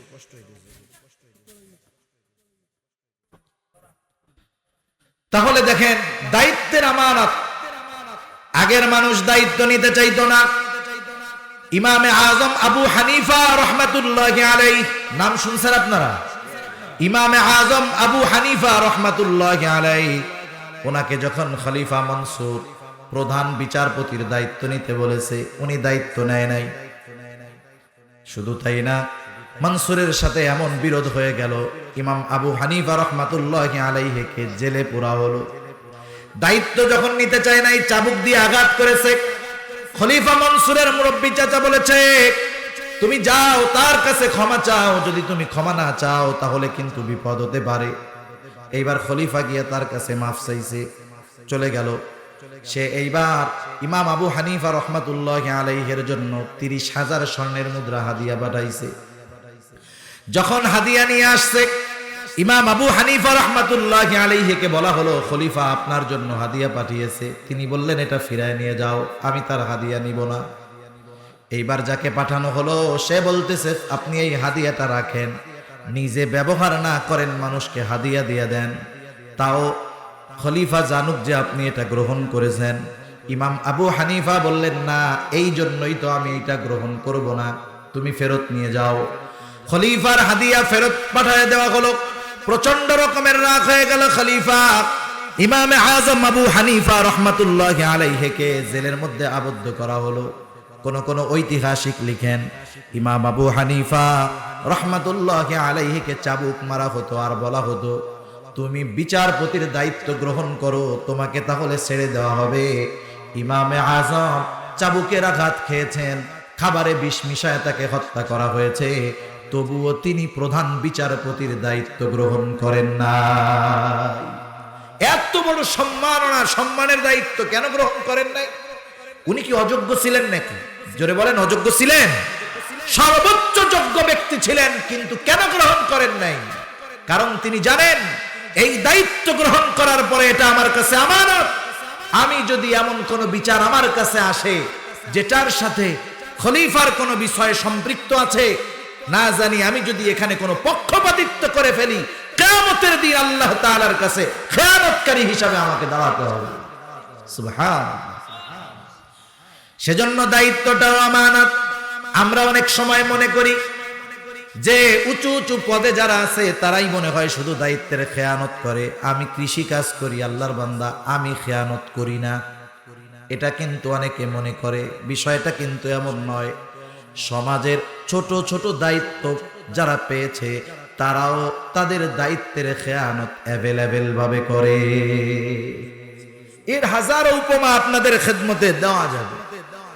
আপনারা যারা অনেক জায়গায় গেছেন, বিভিন্ন জায়গায় বড় বড় সরকারি হসপিটালে গেছেন না, আপনি আহত রোগী নিয়ে যাবেন, ও রক্তক্ষরণ হচ্ছে, মারা যাওয়ার সম্ভাবনা সৃষ্টি হচ্ছে, কিন্তু একজন ওয়ার্ড বয় টলি নিয়ে আসবে না যতক্ষণ না 500 টাকার নোট একটা দেন। ঠিক কিনা বলেন? এগুলার মুখোমুখি মনে হয় মাশাআল্লাহ আপনারা হন নাই। আল্লাহ জানি আপনাদের নাও করে, আল্লাহ কবুল করুক। যোগ্য ব্যক্তিরা যে সব জায়গায় থাকে আলহামদুলিল্লাহ সমস্যা হয় না, কিন্তু অনেক জায়গায় এই অবস্থা হয়। নিয়ে গেছে, 500 টাকা না দিলে টলিটা আনে না, অথচ লোকটা মৃত্যুর প্রহর গুনতেছে, এমন এক অবস্থা। ওর দায়িত্ব কি ছিল? যে আহত কোনো রোগী আসলেই ইমার্জেন্সি টলি দিয়ে ভিতরে নিয়ে ডাক্তারের কাছে নিয়ে যাবে। এরপরে স্টেপ বাই স্টেপ যান না, একবারে শেষ পর্যন্ত একেবারে সুইপার থেকে নিয়ে আপনি একটা মানুষকেও খেয়ানতকারী ছাড়া পাবেন না। এটার বাস্তবতার ভুক্তভোগী আমি অনেকবার হয়েছি, আপনারাও হয়তো অনেক হয়েছে। এই জন্য আমরা মনে করি যে একেবারে নিম্ন শ্রেণীর মানুষগুলা এরা মনে হয় দুর্নীতি করে না, এরা মনে হয় আমানতের খেয়ানত করে না, এরাও করে, অভাব নাই। অনেক উপমা দেওয়া যাবে, একটা উপমা দেই বুঝতে সহজ হবে। কৃষিকাজ করে কি আপনাদের দিকে কৃষিকাজ হয়? একটা জমিন যখন অনেক দিন অনাবাদি থাকে, ওই জমিনের মধ্যে ঘাস হয়, ময়লা হয়, এটারে পরিষ্কার করার পরে নতুন ধানের চারা রোপণ করা হয়। ধানের চারা লাগাইয়া বাড়ি এসে বসে থাকলেই 3 মাস পরে ধান হয়ে যাবে, বিষয়টা এমন নয়। বরং কয়েকদিন পরে ওই ধানের চারার গোড়া দিয়ে আশেপাশ দিয়ে আবার নতুন নতুন আগাছা ঘাস জন্মায়। আমাদের অঞ্চলে বলে ওই সময় ওইটারে নিড়ানি দেয়। নিড়ানি যত সুন্দর হয়, আল্লাহ তাআলা যদি বিপদ আপদ না দেয়, ফসল তত সুন্দর হয়। মনে করেন একজন লোক, তার জমিন 2 শতক জমি নিড়ানি দেওয়ার প্রয়োজন।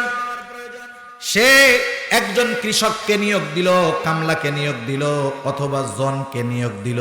কারণ বিভিন্ন এলাকায় বিভিন্ন শব্দের দ্বারা বলা হয় এটাকে। বলেন তো, আপনি আপনার জমিন ওই 2 শতক জমি পরিষ্কার করার জন্য আপনি এমন কাউকে নিয়োগ দিবেন না যে ওই কাজের উপযুক্ত নয়। অবশ্যই আপনি ওই লোকটাকে আপনার কাজের জন্য নিয়োগ দিবেন যে আপনার কাজটা যথাযথভাবে সুন্দরভাবে করতে পারবে। ঠিক কিনা বলেন? আপনি একজন নিয়োগ দিয়ে দিলেন, আপনি তার কাজের গতি সম্পর্কে আপনার জানা আছে, আপনি তাকে জমিনটা দেখায় দিয়া বললেন, তুমি সকাল থেকে দুপুর পর্যন্ত এই জমিটা পরিষ্কার করবা, 2 শতক জমি, বিনিময়ে তুমি পাবা 500 টাকা। লোকটা কাজ শুরু করে দিয়েছে, আর মালিক বাড়িতে চলে গিয়েছে। এইবার শয়তান ওই যেই লোকটা কাজ করে তার মধ্যে ওয়াসওয়াসা দেওয়া শুরু করে দিল। তার অন্তরের মধ্যে কথা ঢেলে দেয় শয়তান, বলে, আরে বেটা, তোকে তো ওই মালিক খুব বিশ্বাস করে, আর তোর এই কাজ দুপুর পর্যন্ত শেষ করার যোগ্যতাও তোর মধ্যে আছে। কিন্তু তুই যদি আজকে এই কাজটা পরিপূর্ণ শেষ করে ফেলিস, তাইলে আগামী দিন উপার্জন করবি কেমনে? এক কাজ কর, কাজটা একটু ধীরে ধীরে কর। এইবার সে তার স্বাভাবিক গতির চাইতে কাজের গতি কমায় দিল। একটু পর যখন দুপুর হয়ে গেল, জোহরের ওয়াক্ত হয়ে গেল, কাজ হয়েছে অর্ধেক। মালিকের কাছে গিয়ে বলতেছে, চাচা, আপনি আমার জমিটা দেখায় দিয়ে আসতেন, কাজটা তো আমি করেছি। এই জমিনের উপরের ঘাসগুলা আপনি দেখছেন, নিচের ঘাসগুলা আপনি দেখেন নাই। ঘাসগুলা খুব শক্ত, আমি টাইনা উঠাইতে পারি নাই। আমার মতো কর্মঠ মানুষ বিধায় 1 শতক জমি আমি আজকে পরিষ্কার করতে পেরেছি। অন্য কেউ যদি হতো, এই জমি আধা শতকও পরিষ্কার করতে পারতো না। মালিক রেজায় কি বুঝ দিল যে ঘাস শক্ত, তো এই জন্য খুব ঝামেলা হয়েছে, ঘন ঘাস, আগামীকাল বাকিটা করে দিব না। ও ইচ্ছাকৃতভাবে তার দায়িত্বের অবহেলা করলো এবং একদিনের মজুরি পরিপূর্ণ গ্রহণ করলো। অথচ সে কর্মঠ লোক, ওই কাজটা পরিপূর্ণ করতে পারত, যথাযথভাবে ওই কাজ না করে, দায়িত্ব পালন না করে সে ওই দায়িত্বের বিপরীতে পরিপূর্ণ পারিশ্রমিক গ্রহণ করলো। ওই লোকটাও দায়িত্বের খেয়ানতকারীদের একজন। কথা বোঝা গেছে? এ ধরনের কাজ আমাদের সমাজে অহরহ চলতেছে। সেজন্য দায়িত্বটা আমানত, সময় আমানত। কেউ যদি কারো সাথে চুক্তি হয় যে সকাল 10টা থেকে নিয়ে দুপুর 1টা পর্যন্ত এই 3 ঘন্টা আমি তোমার এই কাজ করে দিব, এত টাকা মজুরি। এই 3 ঘন্টা সময়ের মালিক কিন্তু সে না। এই 3 ঘন্টা সময়ের মালিক হলো ওই ব্যক্তি যার সাথে তার চুক্তি হয়েছে। এই 3 ঘন্টা থেকে 1টা মিনিট সময় যদি বিনা অনুমতিতে নিজের কাজে ব্যবহার করে, নিঃসন্দেহে লোকটা সময়ের খেয়ানতকারী। মাজহার নানুতুবি রহমাতুল্লাহি আলাইহি নামে একজন বুজুর্গ ছিলেন। এক মাদ্রাসায় তিনি পড়াইতেন। সময়ের হিসাব করে করে তিনি মাস শেষে ওজিফা গ্রহণ করতেন। একদিন উনি ক্লাস করাচ্ছেন, হঠাৎ একজন লোক খুব জরুরিভাবে ওনার কাছে আসছে। আসার পরে ওনার সাথে কিছু কথা বলতে চায়। মাজহার নানুতুবি রহমাতুল্লাহি আলাইহি অতি জরুরি হওয়ায় ক্লাসের মধ্যে পড়া বন্ধ করে লোকটার সাথে কথা বললেন। কথা বলার পর তিনি সময়টাকে হিসাব রাখছেন, নোটের মধ্যে লেখা রাখছেন, অমুক দিন অমুক ক্লাসের 10টা মিনিট সময় আমি আমার নিজের কাজে ব্যয় করেছি। মাস শেষে যখন ওনাকে ওজিফা দেওয়া হলো, উনি গোটা মাসের সময়ের হিসাব করে ওই 10 মিনিটের টাকা মাদ্রাসায় ফেরত দিয়ে দিলেন। জিজ্ঞাসা করা হলো, হযরত কি ব্যাপার, এটা ফেরত দিলেন কেন, বেশি গিয়েছে নাকি? তিনি বললেন, না বেশি আসে নাই, আমি অমুক দিন অমুক ক্লাসে 10টা মিনিট সময় আমার নিজের কাজে ব্যয় করেছিলাম, ওই 10 মিনিটের বিপরীতে যেই অর্থ সেটা আমার জন্য গ্রহণ করা বৈধ হবে না। সুবহানাল্লাহ। কেমন আমানতদার মানুষ এরা, কেমন আমানতদারিতা ছিল তাদের মধ্যে, অকল্পনীয়, যেটা আমাদের অর্জন করা অসম্ভবের মতো, কিন্তু আল্লাহ তৌফিক দিলে সম্ভব। ঠিক কিনা বলেন? আল্লাহ তাআলা প্রত্যেকটা ক্ষেত্রে আমাদেরকে আমানতদার হওয়ার তৌফিক দান করুক, সবাই বলি আমিন। আমানতদারিতার এই 4টা বিষয় আমরা মনে রাখি, আরো বিষয় আছে, ওগুলোর দিকে আমি যাব না। তাহলে সম্পদের ক্ষেত্রে আমানতদারিতা অর্জন করতে হবে, কথার ক্ষেত্রে আমানতদারিতা অর্জন করতে হবে, দায়িত্বের ক্ষেত্রে আমানতদারিতা অর্জন করতে হবে, সময়ের ক্ষেত্রে আমাদেরকে আমানতদারিতা অর্জন করতে হবে। এবার আসেন একটু পেছনে যাই। নবীজি সাল্লাল্লাহু আলাইহি ওয়াসাল্লাম যেই 4টি গুণের কথা বলেছেন, 1 নাম্বার হলো আমানতদারিতা। নবীজি বললেন, হিফযু আমানাতিন, আমানতের হেফাজত করা।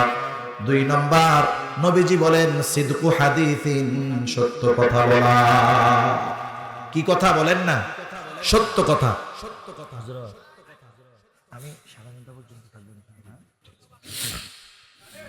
সত্য কথা বলা, সত্য মুমিনের ভূষণ। আর মিথ্যা বলা কার আলামত? একটু জবান খুলে বলেন। মুনাফিকের আলামত। রাসূলুল্লাহ সাল্লাল্লাহু আলাইহি ওয়াসাল্লাম বলেন, সত্যবাদিতা এটা কত গুরুত্বপূর্ণ বিষয়, একটু খেয়াল দিয়ে আমরা শুনি। বলেন তো, কত মর্যাদা ওই সমস্ত মানুষের জন্য যারা কিয়ামতের দিন নবী, সিদ্দিক, শহীদ, নেককার বান্দাদের সাথে থাকতে পারবে। নবী হওয়া সম্ভব নয়, শহীদ হওয়া সম্ভব, সিদ্দিক হওয়া অসম্ভব অনেকে বলে। তবে যেই হাদিসটা আপনাদের খেদমতে বলবো, এই হাদিসের আলোকে সিদ্দিক হওয়াও সম্ভব। আমরা সিদ্দিক হইতে চাই না। সিদ্দিক মানে বুঝেননি? সত্যবাদী। কারা হইতে চাই? একটু হাত উঁচা করবে। নারায়ে তাকবীর। সবাই চাই তো? আল্লাহ কবুল করুক। হাত নামাই। রাসূলুল্লাহ সাল্লাল্লাহু আলাইহি ওয়াসাল্লাম বলেন, ইন্নাস সিদকা ইয়াহদি ইলাল বির ওয়া ইন্নাল বিররা ইয়াহদি ইলাল জান্নাহ। নবীজি বলেন, নিশ্চয়ই সত্য মানুষকে কল্যাণের পথ দেখায়, আর কল্যাণ মানুষকে জান্নাতের পথ দেখায়। এরপরে নবীজি বলেন, একটা মানুষ যখন সত্য বলতেই থাকে, একটা সময় ওই লোকটা আল্লাহ তাআলার নিকটে সিদ্দিক বলে গণ্য হয়ে যায়। এরপরে নবীজি বলেন, ইন্নাল কিযবা ইয়াহদি ইলাল ফুজুর ওয়া ইন্নাল ফুজুরা ইয়াহদি ইলান নার। নবীজি বলেন, নিশ্চয়ই মিথ্যা মানুষকে মন্দের পথ দেখায়, পাপের পথ দেখায়, আর পাপ মানুষকে জাহান্নামের পথ দেখায়। নবীজি বলেন, একটা মানুষ যখন মিথ্যা বলতেই থাকে, একটা সময় সে আল্লাহ তাআলার নিকটে মিথ্যাবাদী বলে গণ্য হয়ে যায়। সেজন্য আমরা মিথ্যা থেকে বেঁচে থাকবো, আল্লাহ তৌফিক দান করুক। শুধু তাই না, সমাজে একটা মানুষ যদি মিথ্যা কথা বলতেই থাকে, এক সময় ওই লোক আল্লাহ তাআলার কসম করেও যদি সত্য কথা বলে, মানুষেরা ওই লোকের সত্য কথা বিশ্বাস করে না। আমরা প্রাইমারি স্কুলে যখন পড়ছি, ইংরেজি একটা গল্পের মধ্যে এক রাখালের গল্প ছিল, দুষ্টু রাখাল। এ রাখাল কি করছে? এ রাখাল করছে কি, জঙ্গলের পাশে গরু বাইন্দা দিয়া চিন্তা করছে মানুষের সাথে একটু মজা করি, ঠাট্টা করি। ও চিৎকার শুরু করছে, বাঘ বাঘ বাঘ বাঘ। আশেপাশের সব মানুষ কাজকর্ম ফেলে লাঠি সোটা নিয়ে রাখালের কাছে হাজির। কোথায় বাঘ? বলে, বাঘ তো নাই, আমি তোমাদের সাথে একটু মজা করলাম। লোকটা বিরক্ত হয়ে চলে গেছে। আবার কিছুদিন পরে এই দুষ্টুটা একই কাজ করছে। এইবার অল্প কয়েকজন লোক তার ডাক শুনে আসছে। তৃতীয় দিন সত্যই তার গরুকে বাঘ আক্রমণ করছে। এইবার চিৎকার করতেছে, বাঘ বাঘ বাঘ। আশেপাশের মানুষের কানে আওয়াজ যাইতেছে, কিন্তু কেউ তার ডাকে সাড়া দেয় না। দেখেন, আগে 2 দিন রাখাল মিথ্যা কথা বলছে ঠিক, আজকে কি মিথ্যা বলে নাকি সত্য বলে? কিন্তু আগে মিথ্যাবাদী হিসাবে পরিচিতি লাভ করার কারণে এইবার সত্য কথা বলতেছে, মানুষ শুনতেছে, তবে বিশ্বাস করে না। সেজন্য মিথ্যাবাদীর অবস্থা এরকম হয়, ওর সত্য কথাও মানুষ বিশ্বাস করে না এক সময়। আবার দেখেন, সত্য এটা যে এমন এক গুণ, মিথ্যা এটা মন্দ একটা গুণ। সত্য ছোটদের সাথেও বলতে হবে, ছোটদের সাথেও মিথ্যা কথা বলা যাবে না। অনেক সময় আমরা ছোটদের সাথে মিথ্যা কথা বলি, সন্তানকে ভুলভাল মিথ্যা বুঝ দিয়ে তার থেকে ছুটে ঘরের বাহিরে যাই, এটাও মিথ্যা কথা। অনেক সময় এমনটা হয়, ছোট বাচ্চা কাপ ফ্রিজ গ্লাস ভেঙে ফেলছে, 4 বছর 3 বছর 4 বছর বয়স বাচ্চাটা যখন গ্লাস ভেঙে ফেলছে, বুঝতে পারছে তার মা তারে লাঠি দিয়ে পিটানি দিবে, ভয়ে দৌড় দিয়ে দূরে চলে গেল। মা তো দৌড়ে ধরতে পারে না। মা এবার বলতেছে, কোথায় যাইবা? বিকাল বেলা তো আসবা, তখন কিন্তু সাইজ দিমু, এখন কাছে আসো, কিছু বলবো না। এরকম বলে, আয় এদিকে এদিকে আয়, কিছু কমো না, না এলে কিন্তু তোর খবর আছে। এবার বাচ্চা চিন্তা করলো, না গেলে তো খবর আছে, তাহলে মা ডাকতেছে যাই, যেই কাছে আসে মা ধইরা দেয় কি দেয় না বলেন? মা কি বলছিল? যেদিকে আয়, কিছু বলবো না। কিন্তু মা কি করলো? পিটানি দিল।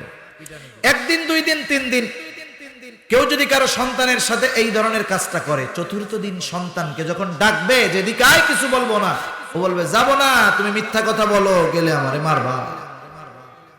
ক্ষতিটা কি হবে জানেন? যারা মনোবিজ্ঞানী তারা বলতেছে, একটা বাচ্চা যখন ছোট থাকে, একেবারে নাবালক, বয়স কম, ওই বাচ্চার যদি কারো প্রতি কোনো বিশ্বাস জন্ম হয়ে যায় যে ওই লোকটা মিথ্যাবাদী, ওই লোকটা পচা, ওই লোকটা ভালো না, তাহলে ওই ছোট বাচ্চা বড় হওয়ার পরেও ওই ছোটবেলা যার প্রতি তার বিশ্বাস ছিল যে এটা মিথ্যাবাদী, বড় হওয়ার পরেও ওই বিশ্বাস তার মধ্যে কাজ করে। ওই ছোট বাচ্চা হতে পারে বড় হওয়ার পরে ওর মা বাবার ব্যাপারে মনে করবে, আমার মা বাবা আমার সাথে মিথ্যা কথা বলে। সেজন্য আমরা ছোট বাচ্চাদের সাথেও মিথ্যা কথা বলবো না। রাসূলুল্লাহ সাল্লাল্লাহু আলাইহি ওয়াসাল্লামের কাছে একদিন একজন মহিলা আসছে, তার সাথে ছোট একটা বাচ্চা, বাচ্চাটা ছুটে দূরে চলে গেল। এইবার মহিলা হাতের মুঠ পাকায়া বাচ্চার দিকে ইশারা দিয়ে বলে, এদিকে আসো, মজা দিব। বাচ্চাটা এবার মায়ের কাছে আসলো, হাত খুলে মা বাচ্চার হাতের মধ্যে একটা খেজুর দিয়ে দিল। রহমাতুল লিল আলামিন নবী এই দৃশ্যটা খেয়াল করতেছিলেন। নবীজি ওই মহিলাকে বললেন, মহিলা শোনো, তুমি যদি ওই বাচ্চার হাতে কিছু না দিতা, অবশ্যই তুমি মিথ্যাবাদী বলে গণ্য হতা। সেজন্য আমরা কারোর সাথে মিথ্যা কথা বলবো না, বাচ্চাদের সাথেও বলবো না। ধোঁকা এক ধরনের মিথ্যা, আমরা মানুষকে কখনো ধোঁকা দিব না। ধোঁকাবাজি এটাও এক ধরনের মিথ্যা। নবীজি বলেন, মান গাশশানা ফালাইসা মিন্না, যে ধোঁকা দেয় সে আমার উম্মত না।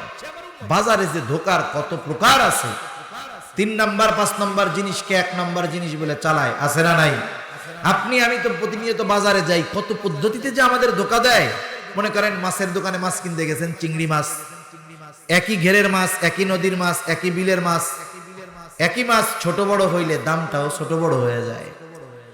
আপনি মেঘনার ইলিশ, চাঁদপুরের ইলিশ 1 কেজিতে যদি 4টা হয়, ওইটার দাম 700 টাকা। ওই ইলিশে যদি কেজিতে 1টা হয়, ওইটার দাম 1400 টাকা। শুধু বড় ছোট হওয়ার কারণে দাম কম বেশি হয়ে যায়। আর প্রত্যেকটা দোকানদার তার দোকানের ডিসপ্লেতে সবচাইতে বড় আর উৎকৃষ্ট গুলাকে সাজায় রাখে। আপনি গেছেন চিংড়ি মাছ কেনার জন্য, সব উপরে বড় বড় 700 টাকা কেজির সাইজ। আপনি দামাদামি করে বললেন, আমার 1 কেজি দাও, এই 700 টাকার 1 কেজি দাও। আপনি অর্ডার দিয়া পাশে ঘুরছেন, কারোর সাথে কথা বলতেছেন, ও সুন্দর করে আর এক আইটেম আছে 450 টাকার কেজি, ওইখান থেকে 2-3টা দিয়া বাকিটা ওই ছোটগুলা দিয়া পলিথিনের মধ্যে ভইরা দেয়, আছে না নাই? ধোঁকাবাজ। আবার কত জায়গায় দেখবেন গরু জবাইয়ের পরে গরুর গোশতের মধ্যে পানি মারে। কারণ কি? জবাইয়ের পরে যখন গরুর রক্ত বের হয়ে যায়, রক্ত শূন্যতা একটা কাজ করে, শুকনা শুকনা ভাব কাজ করে। তখন যদি 20 বালতি পানি গরুর গোশতের মধ্যে মেরে দেওয়া হয়, কমপক্ষে 1-1.5-2 বালতি পানি গোশত শুষে নেয়।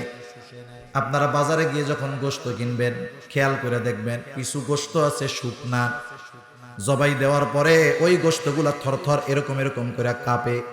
আর কিছু গোশত দেখবেন একেবারে থলথলে পোল্ট্রি মুরগির মতো। ওই যে পোল্ট্রি মুরগির মতো যেই গোশতগুলা, অধিকাংশ ক্ষেত্রে ওইগুলার মধ্যে বেশি পানি মারা হয়। কি হইল? আপনাকে আমাকে ধোকা দেওয়ার জন্য 700 টাকা কেজি গরুর গোশের সাথে 2-4-5 বালতি পানি গোশতের সাথে মিশাইয়া সিস্টেমে আমাদেরকে দিয়ে দেয়। আছে না নাই? এই ধরনের ধোকার অভাব নাই। আল্লাহ ধোকাবাজদের থেকে হেফাজত করুক আমাদের।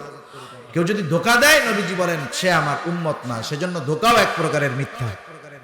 এরপরে 3 নাম্বার নবীজি বলেন হুসনু খলিকাতিন, উত্তম চরিত্রের অধিকারী হওয়া। উত্তম চরিত্রের অনেক দাম।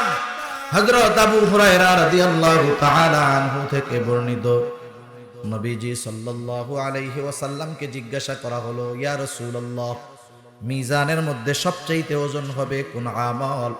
নবীজি সাল্লাল্লাহু আলাইহি ওয়াসাল্লাম নামাজের কথা বলেন নাই, রোজার কথা বলেন নাই, হজের কথা বলেন নাই, যাকাতের কথা বলেন নাই।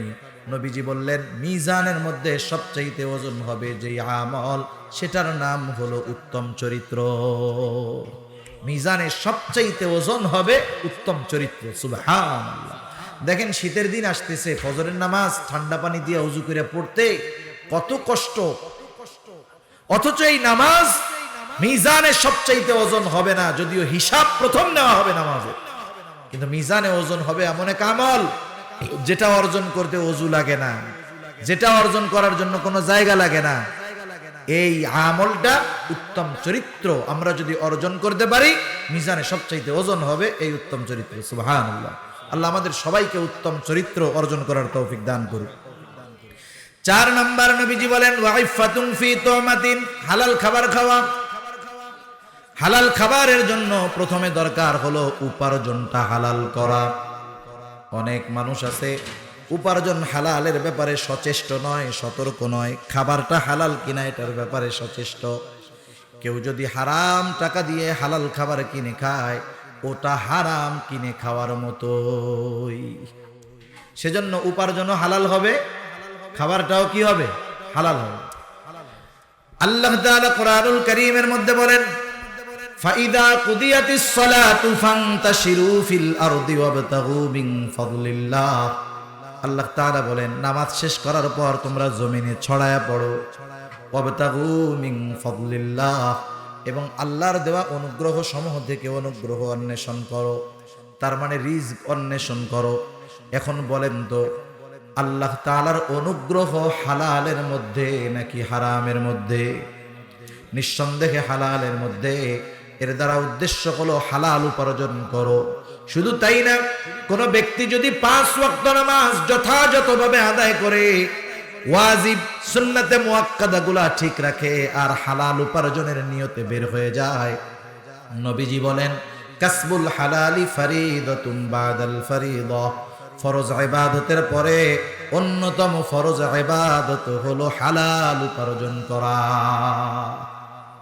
চিন্তা করে দেখেন, একটা মানুষ ফরজ, ওয়াজিব, সুন্নাতে মুআক্কাদা ঠিক রাখলো, এই আমলগুলা করতে সর্বোচ্চ 1.5 ঘন্টা সময় লাগে। সর্বোচ্চ 1.5 ঘন্টা, তাও একটানা নয়, 5 ভাগে 1.5 ঘন্টা সময় সে ব্যয় করবে, আর বাকি সময় সে হালাল উপার্জন করবে।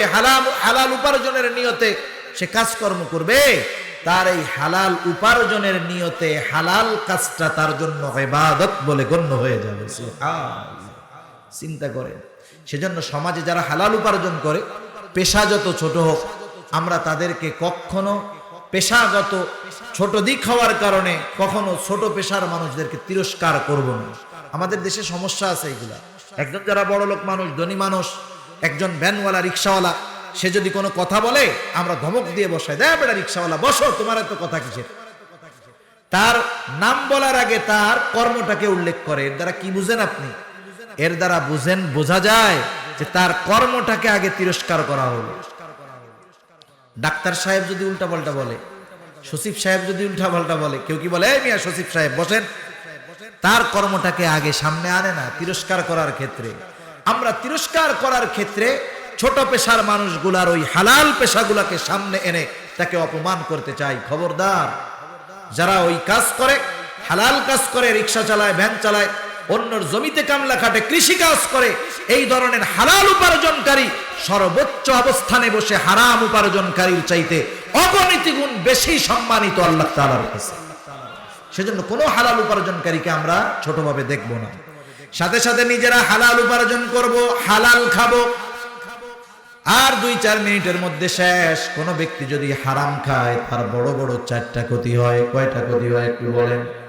1 নাম্বার ক্ষতি, হারাম যে খায় তার দোয়া কবুল হয় না। আমি ব্যাখ্যার দিকে যাব না, হাদিসে আছে দোয়া কবুল হয় না। 2 নাম্বার, তার ইবাদত কবুল হয় না। আল্লাহ তাআলা সব রাসূলদেরকে হালাল খাওয়ার উপার্জন করে আদেশ করে, হালাল খাওয়ার আদেশ করেছেন। এরপরে আমলে সালেহ করতে বলেছেন। আল্লাহ তাআলা বলেন, ইয়া আইয়ুহার রাসূলু কুলু মিনাত তাইয়্যিবাতি ওয়া আমালু সালিহা। ও রাসূলগণ, আপনারা পবিত্র খান আর আমলে সালেহ করেন। মুফাসসিরিনে কেরাম, বুজুর্গানে দ্বীন বলেন, এই আয়াতের দ্বারা এই বিষয়টা বোঝা যায়, কারো খাবার যদি পবিত্র না হয় তথা হালাল না হয়, তার আমলে সালেহ হয় না, অর্থাৎ তার আমলটা আল্লাহর দরবারে কবুল হয় না। হারামখোর যদি হজ